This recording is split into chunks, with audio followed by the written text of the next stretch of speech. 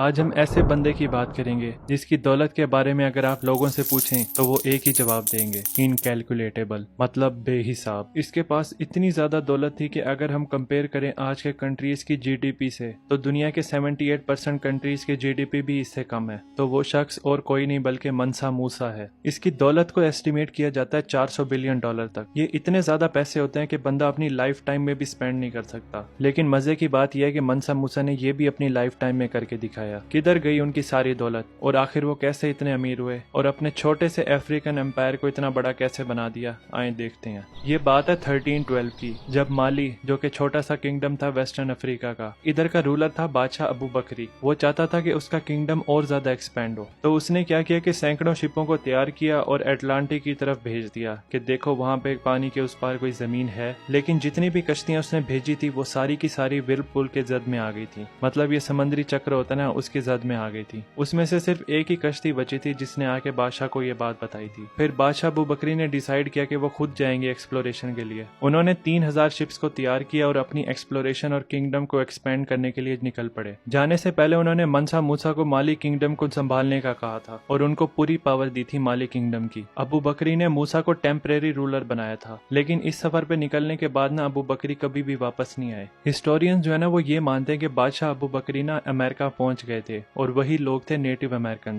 जो कोलंबस से पहले अमेरिका में रहते थे। अगर इसी चीज को डिस्कस किया तो कहानी पता नहीं कहां से कहां चली जाएगी, उसको किसी और वीडियो में देख लेंगे। अभी के लिए मनसा मूसा पे वापस आते हैं। अब मूसा जो है वो माली का रूलर बन गया था और यहाँ से शुरू होती है उसकी ग्लोरी। माली किंगडम पहले से ही बड़ी अच्छी हालत में था, लेकिन मूसा के आने से ना उसको 4 चांद लग गए थे। सबसे पहले मूसा ने सोचा कि अपनी वेल्थ और किंगडम को एक्सपेंड किया जाए। अब क्योंकि मूसा मुसलमान था और नेबरिंग किंगडम जो थे वो भी मेजोरिटी में मुस्लिम्स थे, तो उनकी आपस में अलायंसेस बनी हुई थी और वो एक दूसरे के दोस्त थे। तो हमले का डर न होने की वजह से उसने अपना पूरा फोकस इकोनॉमी की तरफ कर दिया था। अपनी इकोनॉमी बूस्ट करने के लिए उस वक्त उनके पास 2 चीजें थी, गोल्ड और सॉल्ट। इन दोनों चीजों की बहुत ज्यादा लोकल सप्लाई मौजूद थी माली के अंदर। उस टाइम पीरियड इनके पास इतना ज्यादा गोल्ड होता था कि जो पूरी दुनिया में गोल्ड सप्लाई होता था यूरोप, अफ्रीका और एशिया को मिलाकर, उसकी आधी सप्लाई माली की 3 गोल्ड पाइन से आती थी। लेकिन सिर्फ गोल्ड ही माली एम्पायर के लिए इम्पोर्टेंट नहीं था, बल्कि सॉल्ट भी था। ये हमें बड़ा अजीब लगेगा कि सॉल्ट इतना महंगा क्यों था, लेकिन उस टाइम पर यह बहुत इंपॉर्टेंट था। एक राइट बायर के लिए इसकी कीमत गोल्ड से कम नहीं थी। इसकी वजह यह है कि सॉल्ट एक बड़ी अहम चीज है हमारी डाइट के लिए, और मोर इम्पोर्टेंटली उस वक्त फ्रिज तो होते नहीं थे, तो फिर प्रिजर्व करने के लिए सॉल्ट को इस्तेमाल किया जाता था ताकि चीजों को खराब होने से बचाया जा सके।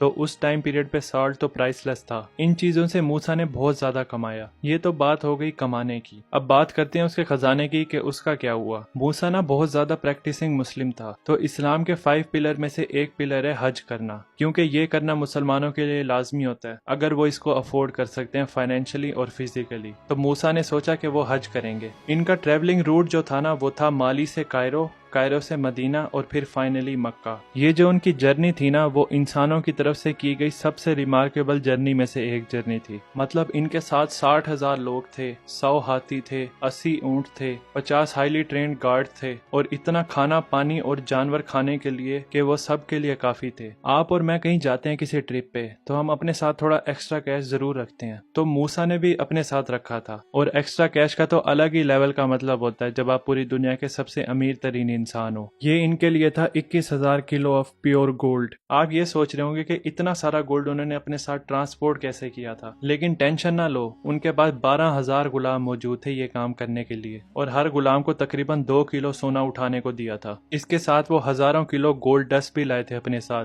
जो कि उनके किंगडम की करेंसी थी उस वक्त। इमेजिन करो, हजारों लोग, सैकड़ों जानवर और अनइमेजिनेबल गोल्ड।